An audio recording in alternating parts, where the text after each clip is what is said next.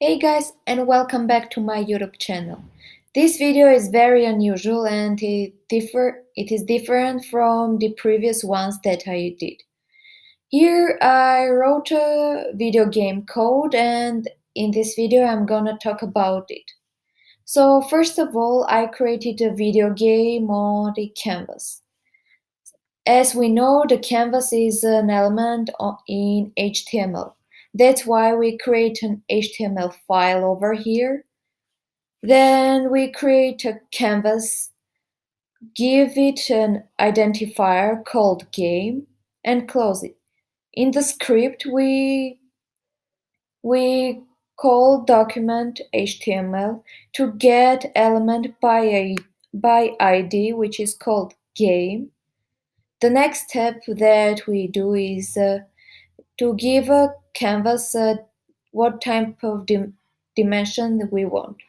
That's why we create a constant context and we give the canvas dot context 2D, which implies that our canvas will be two-dimensional.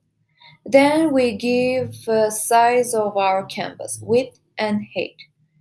The next step is we want an images for our video game, such as background, heroes, and then villains. That's why we use new image. This is the same as create new object, but this object contains all required information. That's why we create a source and we just copy here the address of our image. And we do it for the rest of our characters.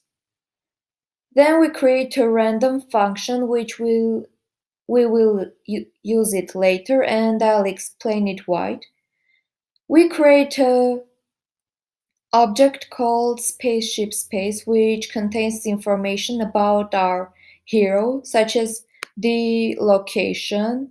This is actually x and y coordinates, his size, his direction, and then the name of the image that we will use. Also, we create two objects containing functions in it. The first one is called draw, and it actually draws the image, this image, which is above and it is in the object, the coordinates, and the size of the image. The update function contains basically the rules for our character, such as it can't go out of the canvas if it reaches and want to be larger than the size, width, or the height of our canvas. The direction of our hero will change, and we do it for the all parts of our canvas. The next thing that we create is a function called space alien, which is our villains. And we create it as a function because we want more than one villain in our game. So in this function, we create an array which will contain all the villains inside of it. Then we give a specific condition that I is equal to 0, and while the I is smaller than the count, which we'll give it later, the code will run. And we create an object. Again, we give here location, but this time we use the random function as we don't want the villains to appear from the same place over and over. And we then give the same objects like size of our hero, the direction of our villain, and the name of the image. Again, we create and draw and update objects containing functions, but this time we do more thing than we did above.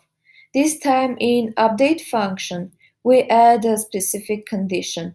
If the coordinates of hero and villain become same, the game will alert over and it will start from the beginning. So we can play this game over and over again. And at the end, we return our villains. Then we create two functions which will help us to run the functions in the space alien, as the draw function and update function. And we create a constant villain and we give a count 6, which means that the count of our villains will be 6, and we give the canvas width and height width, which means that they will not go out of the canvas. Then we create a constant loop, which is a function, and this means that this function will execute all the functions inside of it over and over again. And we create a request animation frame which will execute the loop over and over again. The last thing that we create for our game is keys. For example, when we key down and the key down is key down, and if the key is the right key, our hero in will move in a speed of 5, and when key up it will stop, and we do it for all keys that we have. So basically that's it, and this is my game actually, and it doesn't. Yay! As you see, game over.